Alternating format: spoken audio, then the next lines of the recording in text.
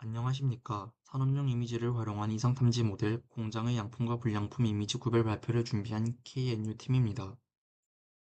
가장 먼저 개요에 대해서 설명해 드린 후 프로젝트 목표, 이미지 증강 및 전처리, 모델 학습 과정과 결과, 기대 효과 및 활용 방안에 대해서 발표하겠습니다.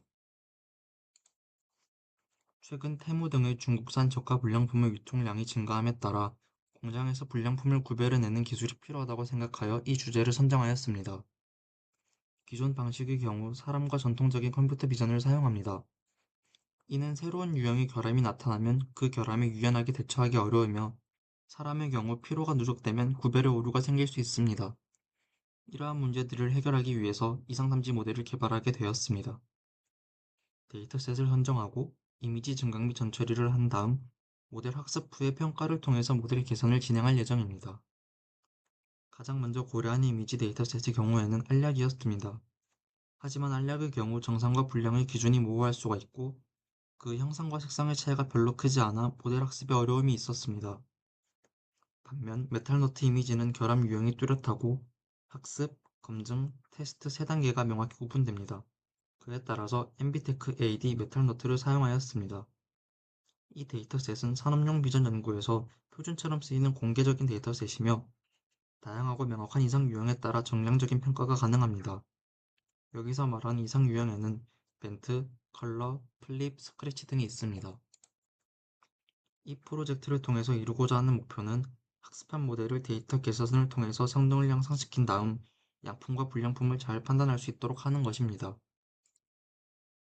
모델의 경우에는 레슨넷 50을 사용하였으며 이미지 데이터 오그먼터를 이용해 증강을 진행하였습니다. 정규화 또는 흑백 이미지로의 변환을 통해서 이미지 전처리를 하였습니다. 모델의 성능 평가를 위한 기준으로는 컴퓨전 매트릭스, AUC ROC 커브, 마지막으로 검증 정확도가 있었습니다.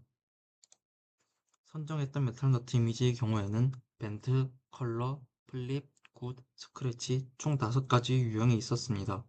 학습을 하기에는 데이터셋의 수가 부족하여 회전, 축소, 이동, 반전을 통해서 이미지를 증강시켰으며 이미지 픽셀 값을 랜덤하게 조절하여 밝기를 조정하는 방식으로도 증강을 진행하였습니다. 총 10배 증가시켜 1370장의 데이터셋을 확보하였습니다. 다음으로는 이미지 전처리 과정 중 정규화에 대해서 설명하겠습니다. 정규화를 하기 전 흑백 이미지 변환도 적용하였습니다. 사용한 정규화 방식의 경우 최소값을 뺀 후 최대값에서 최소값을 뺀 값을 다시 나누어 주어 픽셀 값을 0에서 1 사이의 값으로 정규화를 진행하는 민맥스 정규화를 사용하였습니다.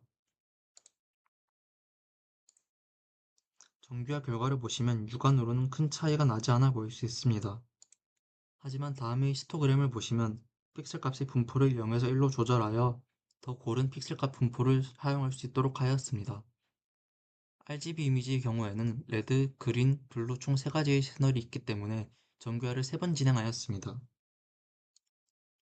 흑백 이미지의 경우 각 채널마다 정규화를 적용시켜줄 필요가 없기 때문에 한 번의 정규화만 적용하였습니다. 마찬가지로 더 고른 픽셀값 분포를 확인할 수 있었으며 이를 통해서 명암 대비를 향상시킬 수 있었습니다. 다음은 저희가 사용한 모델에 대해서 설명드리도록 하겠습니다. 저희는 이미지 분류 분야에서 널리 검증된 레스넷 50을 사용하였습니다. 매트랩의 딥러닝 툴박스에서 바로 불러와 활용할 수 있었습니다. 레지넷 50은 레지두어 블럭 구조 덕분에 딥러닝에서 흔히 발생하는 기울기 소실 문제를 완화해주고 깊은 네트워크 구조에서도 안정적인 학습이 가능하다는 장점이 있습니다. 또한 오른쪽 그림에서 보시다시피 이미지 프로세싱 기술을 5가지 사용하여 이미지를 더 다양하게 사용을 하였습니다. 저희는 전이학습 방식을 사용을 하였는데 이미 학습된 레지넷 50의 초기 컨볼루션 블럭과 중간 레이어들은 그대로 두고 마지막 풀리 커넥티드 레이어만 저희 프로젝트에 맞게 수정하여 사용을 하였습니다. 이로써 훨씬 적은 양의 데이터로도 높은 성능을 낼 수 있고 학습 속도도 빠르고 오버피팅도 방지하는 데 효과적입니다. 다음은 모델 개발 코드입니다. 우측에 보시다시피 수정된 레이어 그래프에 보시면 현재 저희가 컨볼루션 블럭들과 중간 레이어들은 그대로 두고 마지막 풀리 커넥티드 레이어만 저희 프로젝트에 맞게 수정한 것을 보실 수 있습니다. 또한 학습은 SGDM 옵티마이저를 사용을 하였고 처음에는 에폭수 8, 그리고 미니 배치 크기 16, 학습률은 0.001로 설정하였습니다. 로스 함수는 크로스 엔트로피로 설정을 하여 분류 문제에 적합하게 만들었습니다. 다음은 성능 평가입니다. 모델이 학습된 이후에는 다양한 성능 지표로 평가를 진행하였습니다. 우선 컨퓨전 매트릭스를 통해 각 클래스별 예측 정확도를 확인을 하였고 ROC 커브와 AUC 값도 함께 시각화하여 모델의 분류 성능을 좀 더 정밀하게 분석하였습니다. 그리고 가장 중요한 지표 중 하나인 F1 스코어도 각 클래스마다 수동 계산을 하여 성능을 비교하였습니다. 다음은 주요 시험 결과입니다. 처음에는 원본 이미지만 사용을 하였는데요. 이때 F1 스코어는 약 60% 정도였습니다. 보시면 컨퓨전 매트릭스와 ROC 커브도 있는 것을 확인을 하실 수 있습니다. 다음은 증강 이미지, 즉 증강만 적용을 하였을 때 결과입니다.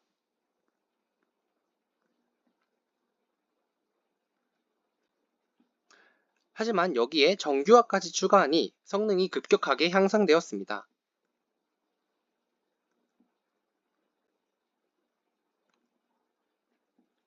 다음은 그레이스케일과 증강 이미지 결과입니다.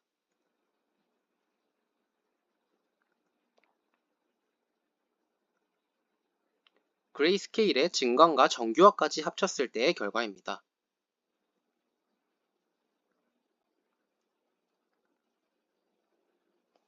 따라서 결과를 보시면 각 이미지별로 증강 플러스 정규화가 가장 성능이 높게 산출이 되었음을 알 수 있습니다.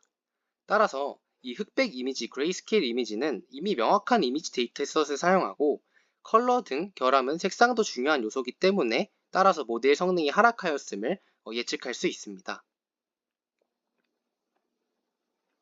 따라서 초기 이미지를 사용을 했을 때보다 증강 플러스 정교화 이미지를 사용했을 때 훨씬 더 좋은 성능을 얻었음을 알 수 있습니다. 따라서 증강 후 정교화한 결과 마크로 에버리지 F1 스코어가 59.24%에서 95%까지 향상하였음을 알 수 있습니다.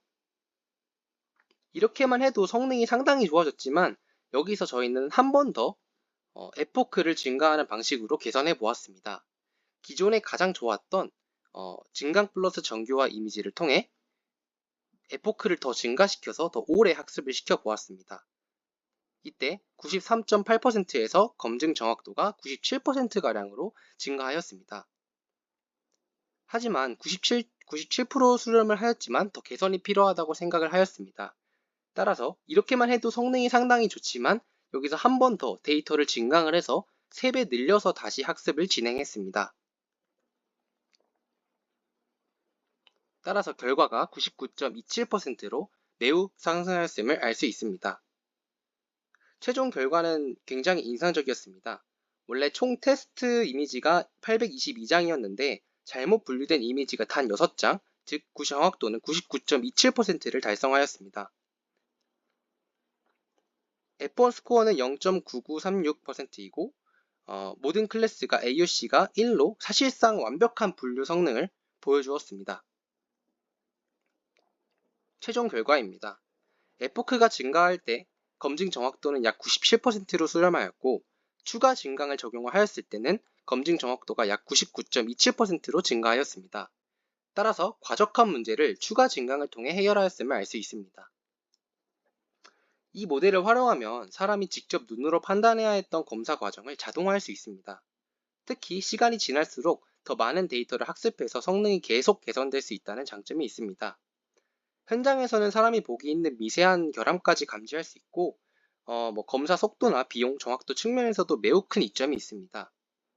향후에는 이 모델을 웹 기반 시스템에 연동을 해서 실시간으로 제품을 검사하는 시스템으로도 확장할 수 있다고 생각합니다. 지금까지 발표를 들어주셔서 감사합니다. 전 과정을 매트랩 딥러닝 툴박스를 사용해서 구현하였고 실험을 반복하면서 모델의 성능을 지속적으로 향상시켰습니다. 감사합니다.